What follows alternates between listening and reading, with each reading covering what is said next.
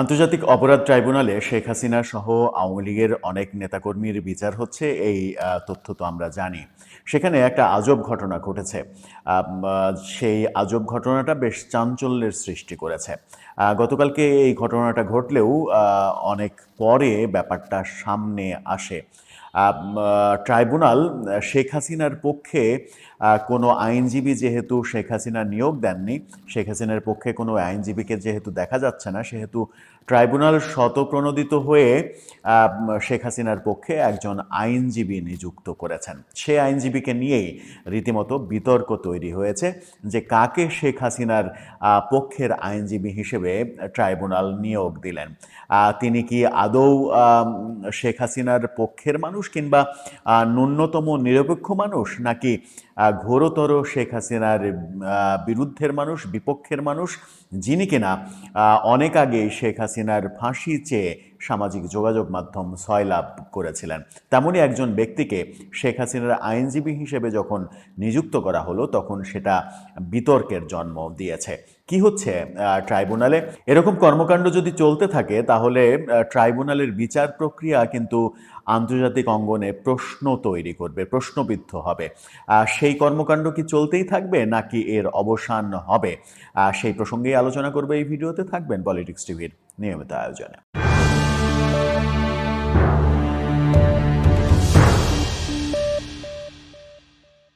দর্শক, পলিটিক্স টিভির নিয়মিত ভিডিওগুলো স্পন্সর করছে প্রজাপতি.টিভি, নতুন ওটিটি প্ল্যাটফর্ম। আপনারা চাইলে ইউটিউবে, ফেসবুকে, ইনস্টাগ্রামে, টিকটকে দেখে নিতে পারেন।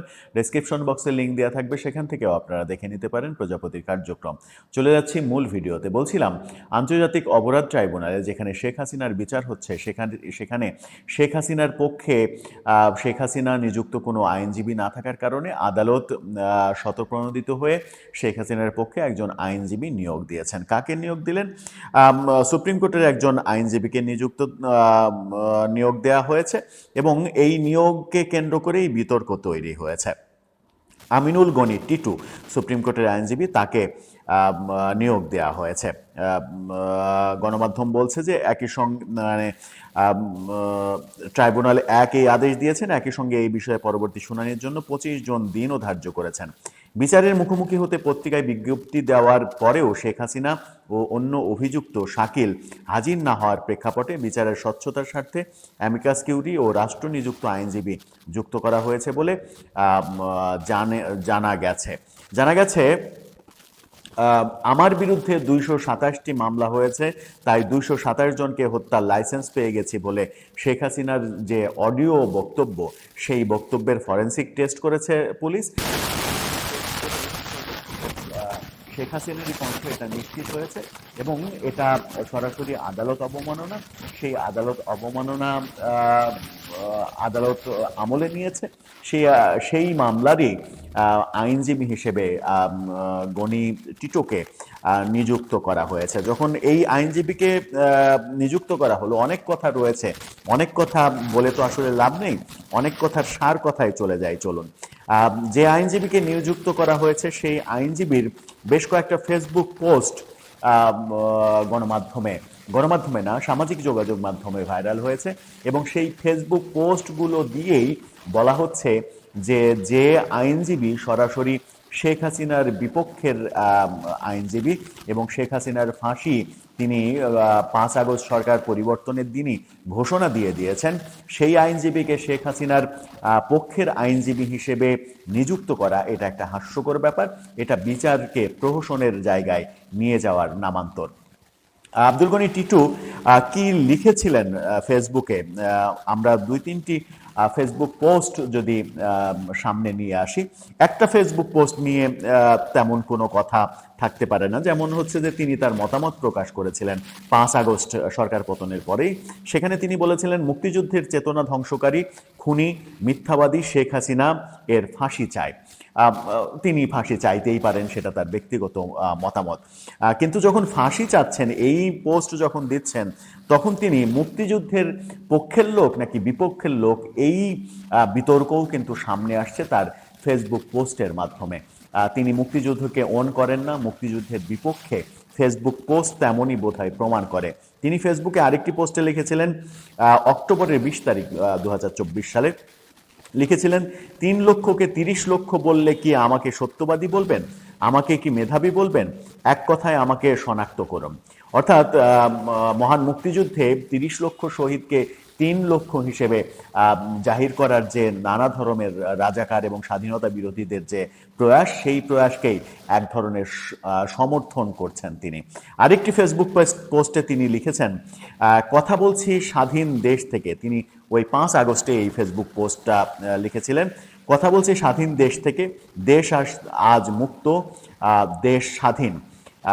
সাইকোপ্যাথ ফ্যাসিস্ট হাসিনা গংকে পরাজিত করেছে অকুতোভয় তরুণ ছাত্র এবং 15 বছর ধরে নির্যাতিত কথা বলতে না পারা মানুষ। যারা ভুলে গিয়েছিল তারা দেশের নাগরিক না কৃতদাস। বিডিআর পিলখানার হত্যা থেকে আজ অবধি যত গুম হত্যা করেছে এই ঠান্ডা মাথার খুনি, যত সম্পদ পাচার করেছে, যেভাবে রাষ্ট্রীয় প্রতিষ্ঠান, বিচারালয়, বিচার আদালত অনুগত রেখে যা ইচ্ছা তাই করেছে, সকল স্বেচ্ছাচারী অপরাধের বিচারের মুখোমুখি করতে হবে। আমরা এই খুনিগণদের দৃষ্টান্তমূলক শাস্তি নিশ্চিত করতে চাই।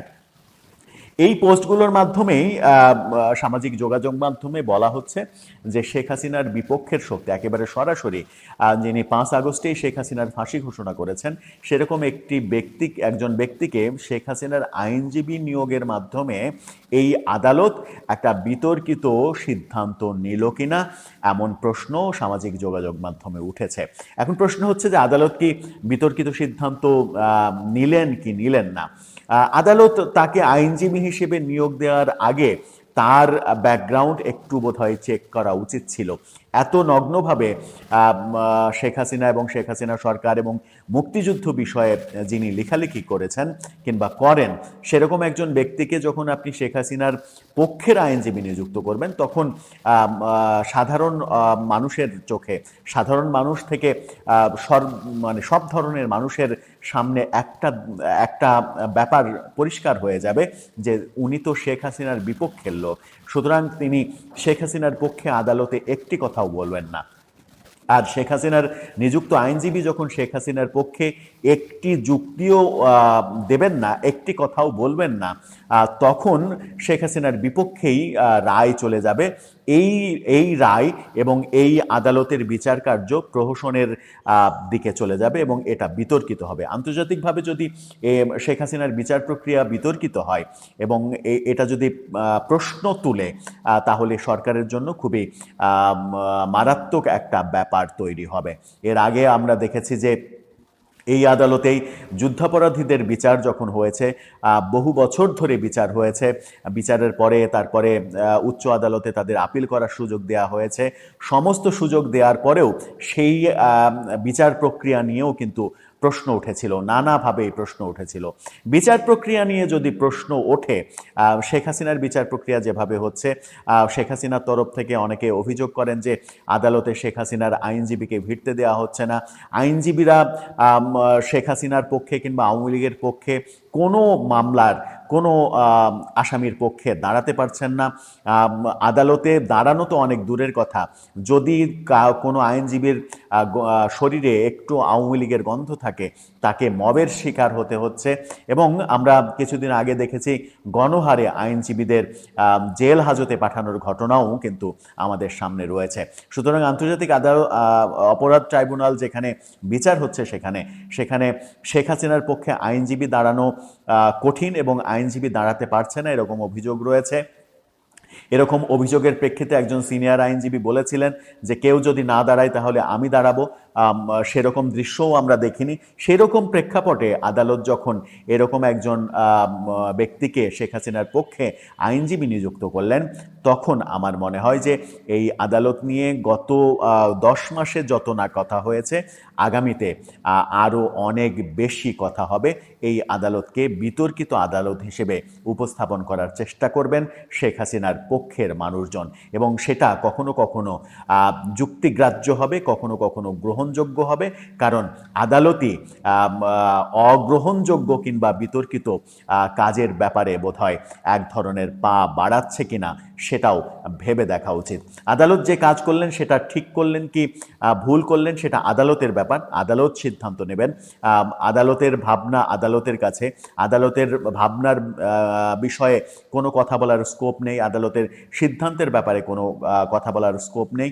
কিন্তু যে আলোচনাগুলো, যে সমালোচনাগুলো সামাজিক যোগাযোগ মাধ্যমে হচ্ছে, আদালতের কোনো কর্মকাণ্ডের মাধ্যমে সেই রকম সমালোচনা কিংবা সেই রকম উস্কানি না হলেই বরং সমাজে শান্তি বজায় থাকবে এবং আদালতের প্রতিও মানুষের শ্রদ্ধা বজায় থাকবে। দর্শক, আপনার কি মনে হয় শেষ পর্যন্ত কি হচ্ছে, কি হতে চলেছে, সামনে আরও কি হবে?